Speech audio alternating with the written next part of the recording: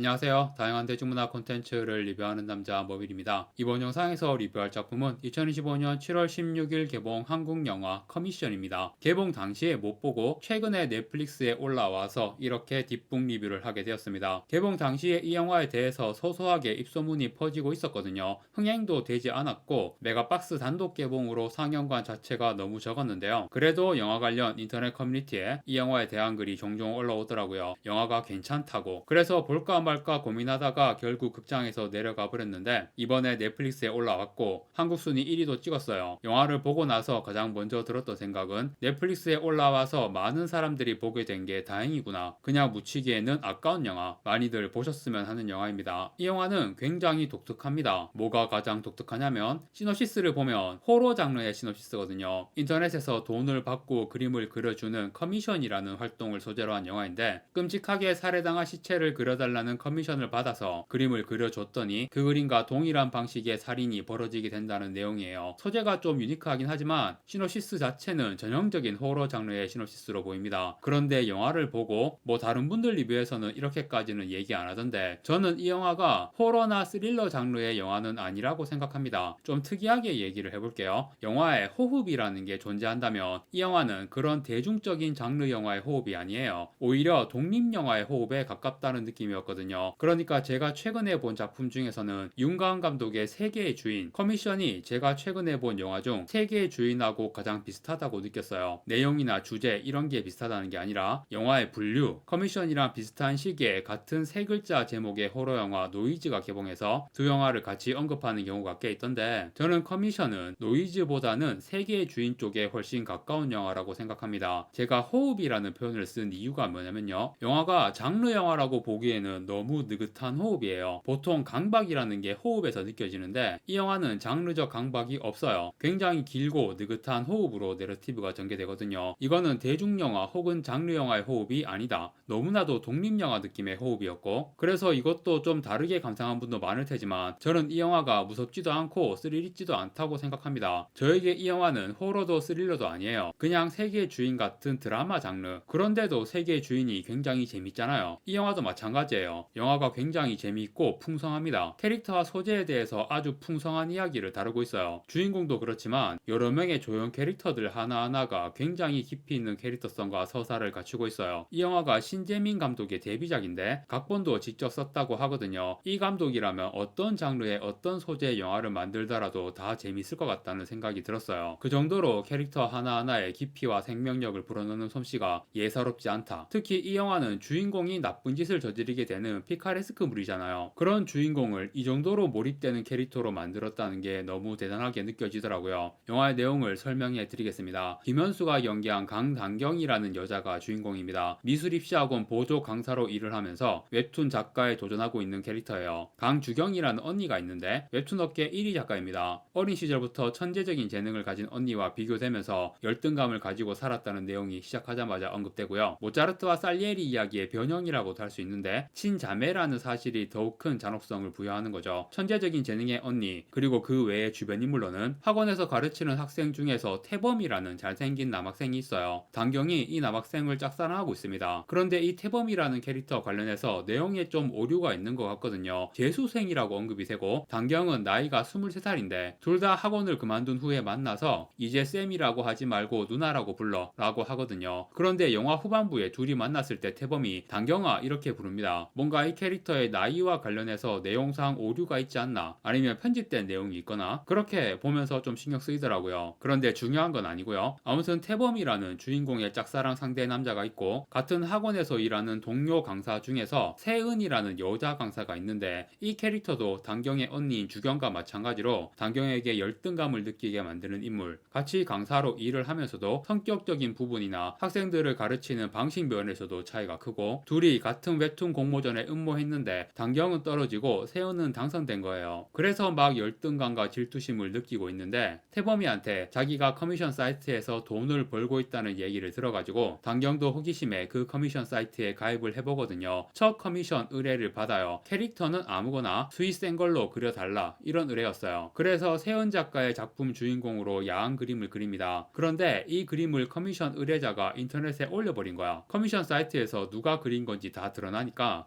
난리가 나죠. 당경이 엉엉 울면서 세은한테 사과를 하지만 고소까지 당해서 합의금 1,000만 원을 줘야 하는 상황이 되었어요. 당연히 학원에서는 해고당하고요. 그런데 저는 이쪽 세계를 정확히 모르기 때문에 이것도 좀 이해가 안 되는 내용이었는데, 세은이 말하길 자기 캐릭터가 그렇게 능욕당하는 건 작가에게 가장 기분 나쁜 일이다. 너는 만화가가 가장 하지 말아야 할 짓을 해버린 거다. 이런 말을 하는데, 그럼 그 많은 동인지들은 다 뭐야? 물론 동인지가 다 야한 동인지만 있는 건 아니지만 어지간한 유명 만화 캐릭터들은 야한 동인지가 다 있잖아요. 심지어 과거에 그런 야한 동인지 그렸던 작가들이 멀쩡하게 메이저 작가로 데뷔해서 활동하기도 하는데, 다른 작가의 캐릭터로 야한 2차 창작 만화를 그리는 게 만화가가 가장 하지 말아야 할 짓이라고? 이게 좀 이해가 안 되더라고요. 제가 그쪽 세계를 정확히는 모르니까 뭔가 잘못 알고 있는 걸 수도 있고요. 아무튼 그런 일이 벌어지고 합의금 1,000만 원을 내야 하는데 돈도 없고 학원도 잘렸잖아요. 그래서 언니인 주경이 돈을 대신 내주려고 합니다. 그런데 주경의 집에서 그런 이야기를 하고 있을 때 주경의 집에 트로피 장식장이 있거든요. 주경이 받은 트로피들이 전시되어 있는데 그 속에 어떤 그림 하나가 전시되어 있어요. 이 그림에 대해서는 영화의 오프닝에서 먼저 언급이 되었습니다. 당경이 어린 시절에 미술대회에 나가서 1등한 그림이에요. 그런데 그 그림을 언니가 몰래 대신 그려줘서 1등을 했다라고 얘기를 하거든요. 그러니까 이 그림 관련 내용이 시작부터 뭔가 이상한 거예요. 왜 그런 그림을 주경의 트로피들과 함께 전시하고 있는지. 어쨌든 그 그림으로 상을 받은 사람은 당경이고 그림의 이름도 강당경이라고 적혀 있어요. 그런데 그 그림이 주경의 트로피들과 함께 주경의 집에 전시되어 있다는 거 생각해보면 되게 이상한 일이고, 주경과 관련된 어떤 반전 스토리가 뒤에 나오는데 그거랑 관련이 있습니다. 뒤에 얘기를 할 거고요. 아무튼 당경이 그 그림을 보다가 언니의 도움을 받아서 1등한 그림이니까 이번에는 언니가 1,000만 원 대신 내주겠다는 걸 거절합니다. 자기 힘으로 1,000만 원 감당하겠다는 건데, 그래도 어쨌든 돈은 벌어야 하니까, 그래서 언니가 1,000만 원 받기 싫으면 내가 일자리라도 소개해주겠다. 유명한 작가의 시자리를 소개해줍니다. 목진필이라는 40년 이상 경력의 베테랑 레전드 만화가인데 이번에 처음으로 웹툰 연재에 도전하신다. 그런데 디지털 작업에 능숙한 젊은 어씨가 필요하다. 참고로 주경도 과거에 목진필의 어씨를 한 적이 있습니다. 그래서 사실상 사제 관계로 잘 아는 사이예요. 당경이 그 일을 하겠다고 해서 목진필의 어씨로 가게 되고요. 이미 일하고 있는 선배 어씨가 2명 더 있어요. 둘 다 남자인데 해건과 응태라는 이름입니다. 해건은 목진필 밑에서 15년째 일하고 있는 제자. 해건은 당경의 언니인 주경을 싫어합니다. 왜냐하면 주경도 목진필의 어씨로 함께 일했었는데 주경은 어씨로 일한 지 2년 만에 작가로 데뷔해서 독립했어요. 그런데 해건은 15년째 작가 데뷔를 못하고 있으니까 안에 쌓인 감정이 많고, 그게 주경 같은 성공한 재능에 대한 열등감과 질투심으로 표출되는데, 하필 그 주경이 자기 동생을 목진필이라는 레전드 작가의 어씨로 사실상 백으로 꽂은 거니까 첫 만남부터 당경을 고깝게 보고 있었고 일하는 내내 엄청 갈굽니다. 그리고 또 한 명의 어씨 응태는 나이는 해건보다는 젊은 편, 성격도 사근사근해 보이지만 이놈은 좀 변태야. 그리고 펄이충입니다. 첫 만남부터 자기가 그린 야한 펄이 그림을 당경한테 보여주면서 은근히 속으로 즐기는 그런 놈입니다. 그러니까 당경 입장에서는 같이 일하는 동료 환경으로서는 최악의 직장인 거죠. 주경은 예전에 같이 동료로 일했으니까 이 두 사람을 잘 압니다. 거기에 목진필이라는 레전드 만화가의 작업실, 얼마나 요구하는 기준이 높겠어요. 굉장히 힘든 직장에 동생을 보낸 건데 결정적인 반전을 미리 말하겠습니다. 주경은 당경을 도와줄 마음이 없었어요. 오히려 당경이 만화가를 목표로 하는 걸 그만두게 하려는 게 진정한 목적이었습니다. 이 일을 당경에게 제안했을 때 당경이 일을 할지 말지 망설이거든요. 거기서도 실패하면 나는 진짜 끝장이야 라고 말을 해요. 하지만 그게 바로 주경의 의도였다. 거기서 실패하고 끝장나라고. 그런데 당경이 그런 최악의 어시 생활을 기어이 버텨냅니다. 이 작품은 재능 있는 사람과 재능 없는 사람의 갈등 구도를 단순한 이분법으로 그리지 않습니다. 애초에 재능이란 무엇인가에 대해서도 굉장히 다층적인 관점으로 접근하는 것 같고요. 그리고 단순히 재능이 존재하는 것과 그 재능이 꽃피우는 것, 그리고 그 재능이 누군가에게 발견되는 것까지 모두 다른 현상으로 보고 있어요. 재능을 통해 성공한다는 개념이 그 과정이나 형태가 굉장히 다양할 수 있다는 거. 이 영화의 주인공 당경은 재능이 있다 없다라는 이분법적 관점으로 볼 게 아니라 재능을 통해서 성공할 수 있는 인물인지 그런 부분을 더 집중적으로 보여주려 한 캐릭터라고 생각합니다. 성공의 가능성은 누구에게나 있다. 이거는 영화 내에서도 어떤 캐릭터의 대사를 통해 전달되는 주제이기도 하지만 실제 현실에 존재하는 진리 그 자체이기도 하다고 보거든요. 100명 중 재능 있는 단 한 명만 성공한다 라는 대사도 영화에 나오는데, 그런 식의 재능론은 굉장히 낡은 관념이라고 생각합니다. 운칠기삼이라는 말도 있듯이 타고난 재능이 무조건 성공과 실패를 결정하진 않죠. 그리고 이미 성공한 재능이 있어서도 함정이 단경이 있잖아요. 이 영화에서 목진필 작가가 연재를 준비하는 작품의 제목이 오지만디아스거든요. 그 제목 자체에 이 영화의 중요한 주제가 담겨 있는 거예요. 이거는 단경의 언니인 주경에 대한 반전 스토리, 그리고 이 영화의 결말과 관련된 거기 때문에 뒤에 다시 설명하겠습니다. 아무튼 단경이 어시를 열심히 하지만 결국 너무 힘들어서 한 번은 포기를 하려고 하거든요. 그런데 그만두겠다고 목진필 선생님과 상담을 하다가 목진필 선생님이 말립니다. 그만두기에는 아깝다. 버티는 것도 실력이다. 라고 얘기를 해요. 그런데 단경이 실력이 있다면 버틸 필요도 없지 않을까요? 라고 합니다. 그러니까 단경의 근본적인 문제가 이거예요. 재능이 있는지 없는지 그냥 이분법적으로만 본다는 것. 단경뿐 아니라 이 영화 속의 많은 캐릭터들이 그런 이분법에 사로잡혀 있습니다. 이 영화는 사실 명확하게 하나의 주제를 내세우진 않아요. 영화를 보는 사람에 따라서 다양하게 받아들일 텐데 저는 최대한 긍정적인 메시지를 이 영화에서 읽었습니다. 재능이 있는지 없는지 그게 다가 아니라는 거. 물론 이 영화의 내용 자체는 긍정적이지 않습니다. 결말도 배드 엔딩이고요. 단경이라는 주인공 자체가 그런 이분법에 집착하다가 파멸하는 인물이니까 긍정적으로 보자면 주인공의 파멸을 보고 반면교사를 삼으라는 거죠. 아무튼 그런 상담을 하고 있다가 목진필의 방에 있는 타이지라는 만화책을 발견하거든요. 목진필이 40여 년 전에 그린 만화인데 출간되자마자 다 불태워져서 지금 이 방에 있는 게 전부다 라고 하는 거예요. 40여 년 전 전두환 독재 시절 뭔가 내용이 검열에 걸려서 그렇게 된 것 같은데 자세하게는 안 나와요. 타이지가 SF 만화거든요. 그리고 지금 준비 중인 작품 오지만디아스도 SF 작품이에요. 그때 못했던 SF를 40년이 지나 지금 도전하는 거다. 40년을 버틴 끝에 나오게 된 작품. 타이지가 그 만화의 제목이면서 만화 주인공의 이름이기도 한데 외형 디자인이 단경이랑 은근히 닮았어요. 목진필한테 이런 이야기를 듣고 설득을 당해서 어시일은 그만두지 않고 계속하게 되거든요. 목진필과의 상담 그리고 타이지라는 만화와 그 사연에 대해서 알게 된 일이 단경의 인생을 긍정적인 길로 이끄는 모멘텀이 될 수 있었는데 하필 이 시점에 안 좋은 일이 터져버립니다. 짝사랑하던 태범이 알고 보니 세은과 사귀는 사이였다는 걸 알게 된 거예요. 마음 잡고 어시일 열심히 하겠다는 모멘텀에서 이런 충격이 확 들어가 버리니까 뭔가 어긋난 길이 생겨버린 거죠. 그리고 같이 일하던 변태어시 응태가 고변넷이라는 다크웹을 단경에게 알려주거든요. 커미션 사이트인데 진짜 말도 안 되는 변태 같은 의뢰만 들어오는 사이트예요. 그런데 금액이 어마어마합니다. 처음에는 의뢰가 너무 변태 같은 거라서 막 토하고 그러다가 그래도 커미션 몇 개를 그려서 돈을 많이 벌어요. 그 돈으로 세은한테 합의금 1000만 원을 줍니다. 그런데 세은이 사실 그렇게까지 화내고 고소하고 그럴 일은 아니었던 것 같다. 내가 좀 오바했다. 지금 목진필 선생님 어시로 일한다면서요. 정말 잘 됐네요. 합의금도 안 주셔도 돼요. 이러면서 좋게 좋게 얘기를 하는 거예요. 그러니까 이 영화의 내용을 보면서 제가 계속 느끼는 건 정해진 건 없다. 재능이 있는지 없는지 그런 이분법으로 다 정해지는 게 아닌 것처럼 어떤 상황에서 내가 어떤 마음을 먹고 어떻게 행동하느냐에 따라 전혀 다른 결과가 나올 수 있다. 그런 상황들이 영화에서 계속 보이거든요. 세연과 관련된 사건도 다 좋게 풀린 건데 원래부터 세연에게 가지고 있었던 열등감 거기에 짝사랑하는 태범이 세연과 사귄다는 사실까지 더해져서 세연의 이런 좋은 행동이 단경을 더 기분 나쁘게 만든 거죠. 자기를 더 초라하게 만드는. 그래서 단경이 고변넷에 들어가서 그때까지는 닉네임을 안 쓰고 임시 닉네임을 쓰다가 타이지라는 닉네임을 정하고 활동을 하게 됩니다. 그래서 받은 의뢰가 작가님이 진심으로 죽이고 싶은 현실의 인물이 있으면 그 사람이 잔혹하게 살해당한 시체 그림을 그려달라. 이런 의뢰예요. 그래서 웹툰 작가 김세현을 죽이고 싶다. 김세현을 모델로 해서 엄청 잔인한 시체 그림을 그린 거예요. 그 후로도 그런 잔인한 그림들을 그리면서 고변넷에서 타이지라는 작가가 엄청 유명해지고 돈도 많이 법니다. 그러던 어느 날 세연의 사망 소식을 듣게 되죠. 세연과 단경이 최근에 트러블이 있었으니까 형사가 단경에게 찾아와서 이것저것 물어봅니다. 세연과의 관계에 대해서 물어보다가 뜬금없이 혹시 고변넷에 대해 아느냐, 거기서 어떤 그림을 찾았는데 그 그림을 그린 사람을 찾고 있다, 이런 얘기를 하는 거예요. 그래서 단경은 자기가 죽인 그림이 세연의 죽음과 관련이 있다는 걸 확신하게 되고 사실 지금까지 벌어진 상황만으로는 김세연을 모델로 그런 그림을 그린 자체는 어떤 불법적인 행위가 될 수 있는지 정확히는 모르겠는데 김세연 살인건에 대해서는 살인은 당연히 직접 하지도 않았고 공모나 그런 부분도 혐의가 적용되진 않을 상황이에요. 그 그림을 의뢰한 사람이 한야라는 닉네임을 쓰는데 이때 그 한야라는 사람을 경찰에 신고하면 되는 거였지만 자기가 그린 그림으로 법의 처벌을 받진 않을지언정 만화 업계에서 퇴출당하는 건 거의 확실한 상황이었던 거예요. 심지어 그 비슷한 시기에 오지만디아스가 유명 웹툰 플랫폼에서 연재가 결정되었고 제가 또 웹툰 업계를 잘 몰라서 그러는데 작가뿐 아니라 어시까지 웹툰 플랫폼하고 계약을 해서 어시 보수까지 플랫폼에서 다 받는 그런 방식인가 봐요. 목진필 작가가 우리 어시 3명까지 그 플랫폼에 들어가서 함께 일할 거다 라고 말해주거든요. 그 말을 듣고 듣고 당경이 저까지 그렇게 해주시는 거예요? 저는 아직 많이 부족한데 이런 반응을 보이니까 목진필이 너도 지금까지 함께 열심히 했다. 너도 만손이다 라고 말해줘요. 만손이라는 건 만화를 그리는 손, 만화에 재능이 있는 손이라는 의미로 당경은 받아들이죠. 그런데 사실 목진필이 쓰는 만손의 의미는 미묘하게 다른 의미입니다. 그건 뒤에 나오고요. 아무튼 당경은 드디어 이 만화업계의 레전드에게 내 재능을 인정받았다. 드디어 당당히 내가 있을 곳이 생겼다 라고 엄청 기뻐합니다. 그런데 자기가 고변넷의 타이지라는 사실을 들키면 이 모든 것이 사라지니까 다른 사람을 타이지로 만들어 버립니다. 바로 어씨 동료인 응태. 기본적으로 고변넷은 무조건 VPN을 켜고 들어가거든요. IP 추적 당해서 누군지 들키면 안 되니까. 그래서 당경이 응태한테 오빠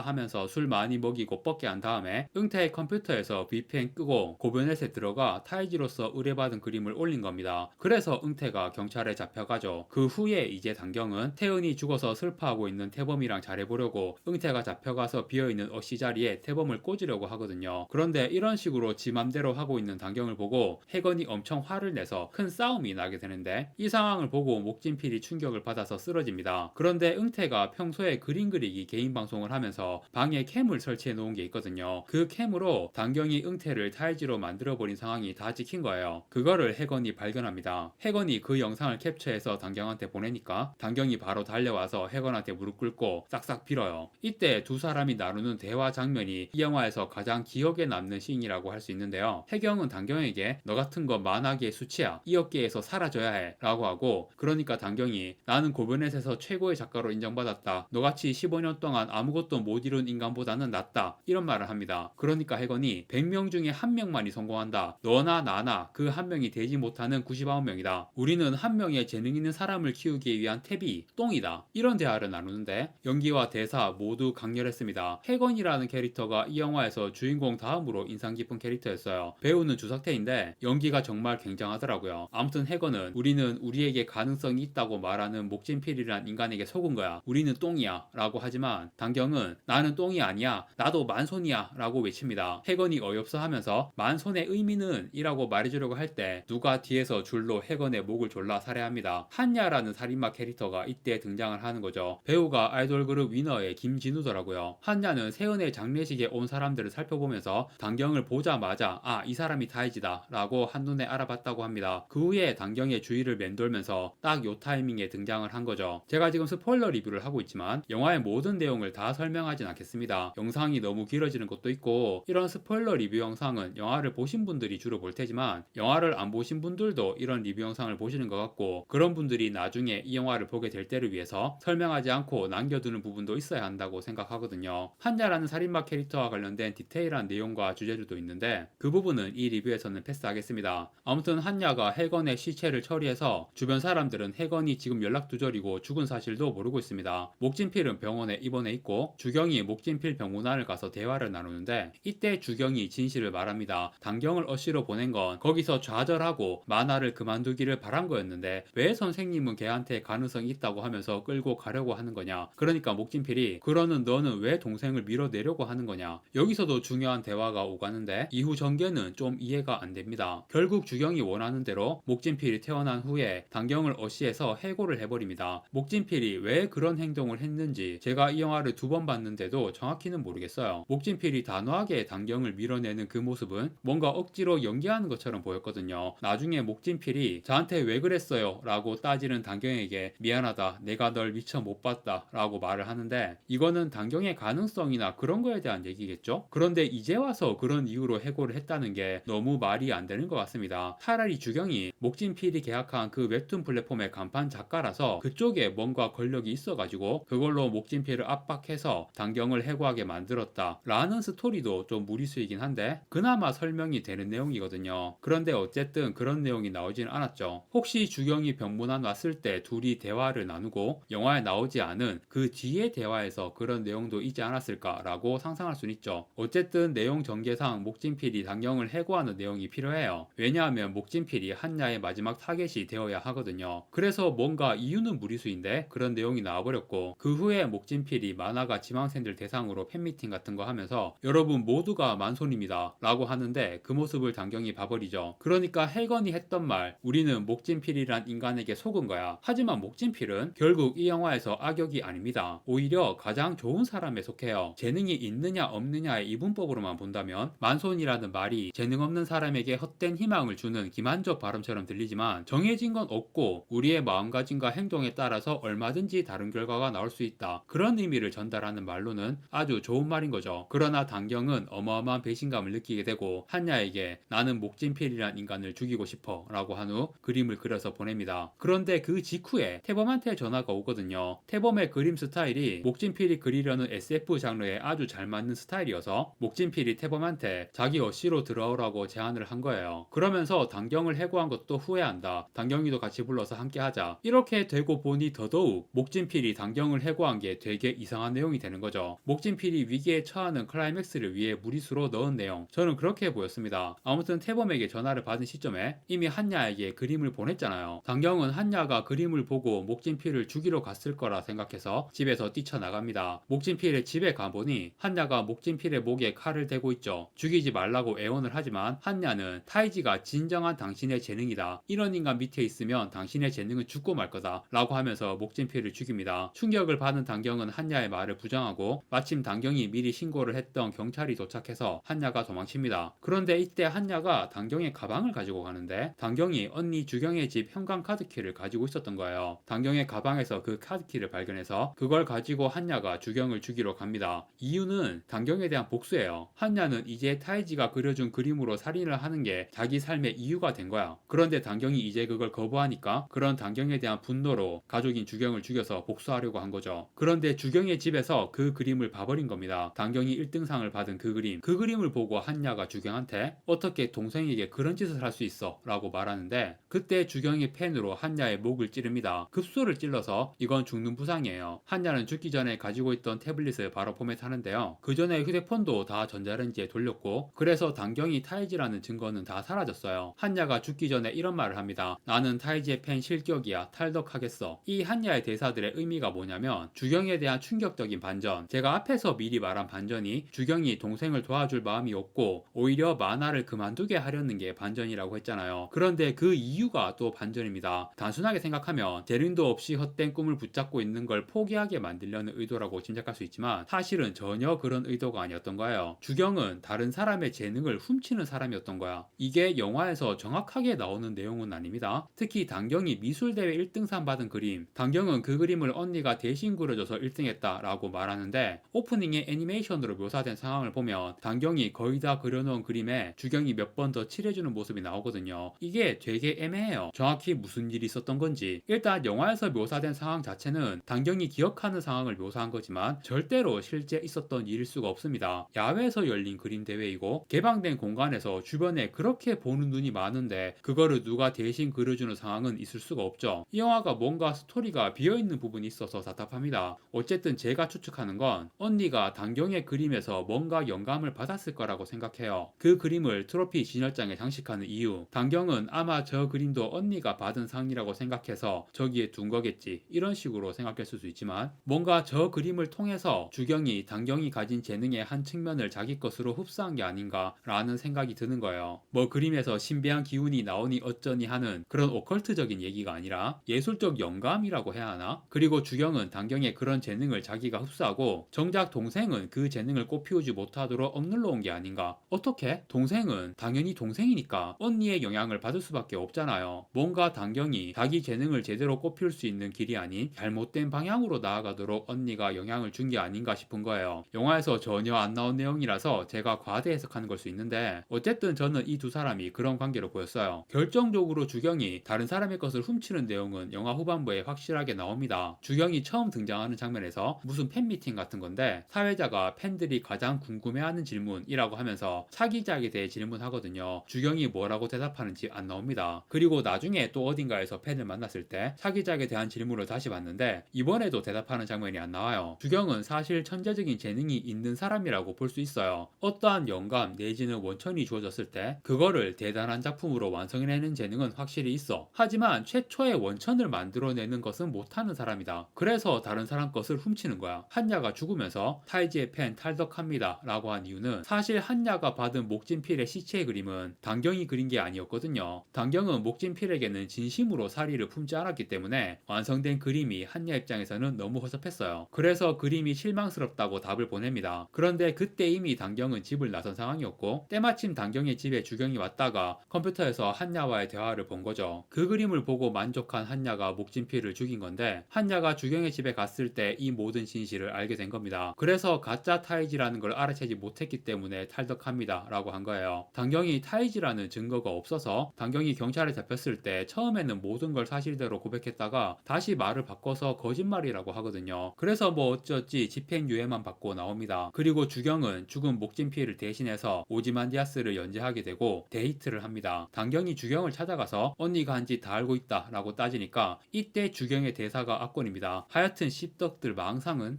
아무튼 마지막에는 단경이 집행유예라서 조심해야 하는데도 고변넷에 다시 접속합니다. 그리고 태범에게 자기가 타이지로서 그린 그림을 다 보여줘요. 경찰이 고변넷을 감시하고 있었기 때문에 집행유예 상태인 단경은 바로 걸려서 타이지로 확정되고 체포됩니다. 잡힐 걸 알면서도 왜 접속했는지 물어보니까 타이지한테는 독자가 필요해요 라고 말하며 영화가 끝납니다. 그러니까 이거는 특히 제가 생략한 한야의 스토리와 관련해서도 두드러지는 주제인데 인정욕구 그리고 재능을 누군가가 발견한다는 개념 그런 주제에 대해 말하고 있는 결말이라고 할 수 있죠. 처음에 말했듯이 예술적 재능이라는 소재에 대해서 굉장히 다층적으로 접근하고 있는 내용이에요. 주인공도 그렇지만 특히 언니인 주경의 캐릭터가 굉장히 독특하죠. 단순한 천재가 아니고 그런 숨겨진 반전이 있었다는 게 결말에서 주경은 오지만디아스를 히트시키고 잘 나가지만 오지만디아스라는 작품의 제목 자체가 주경의 미래를 암시하고 있습니다. 오지만디아스는 람세스 2세를 말하는 건데 오지만디아스라는 단어 자체가 유명해진 게 퍼시비시 셀리가 지은 시 때문이잖아요. 사막에서 어떤 폐허가 발견되었는데 그 폐허는 람세스 2세의 신전이었어요. 그 신전에 이런 문구가 적혀있어. 나의 이름은 오지만디아스, 왕 중의 왕, 강자들아 나의 위협을 보라, 그리고 절망하라. 신전을 만들 당시에는 세상의 어떤 강자, 위대한 인물이라도 나의 위협을 보면 절망할 것이다. 그만큼 내가 대단한 인물이다 라는 걸 과시하는 문구였지만 세월이 흘러 이 문구가 폐허에서 발견되었으니까 위대하던 시절은 다 끝나고 람세스 2세도 결국 먼지가 되고 먼지 이하가 되었죠. 그러니까 이 폐허에 적힌 강자들아 절망하라 라는 문구가 너희가 아무리 강하고 위대해봤자 결국 나처럼 먼지가 되어 사라질 것이다. 그러니까 절망해라 라는 의미로 읽히는 거예요. 셸리가 이 폐허의 문구에 영감을 받아서 오지만디아스라는 시를 써서 아주 유명해졌습니다. 주경이 결국 얼마 못 가 웹툰 업계에서 사라지고 잊혀질 존재라는 걸 오지만디아스라는 작품의 제목으로 암시하고 있는 거죠. 처음에 말했듯이 이 영화는 굉장히 풍성한 내용과 주제를 담고 있습니다. 제가 본 것과 전혀 다른 관점으로 영화의 내용을 받아들일 수도 있을 거예요. 저는 뭐 만손이라던가 이런 내용들을 최대한 긍정적으로 해석했는데 오히려 해건이 말했던 대사들에서 공감할 사람들도 많을 것 같고요. 극장에서 흥행은 저조했지만 넷플릭스에 올라왔기 때문에 많은 분들이 이 영화를 보시고 다양한 감상과 해석이 나왔으면 좋겠네요. 주인공 단경을 연기한 김현수도 너무 매력적이었고 영화가 거의 모든 면에서 아주 마음에 들었습니다. 강력 추천하는 작품입니다. 영화 커미션의 리뷰는 여기까지 하고 마무리하겠습니다. 구독과 좋아요 부탁드립니다. 시청해주셔서 감사합니다.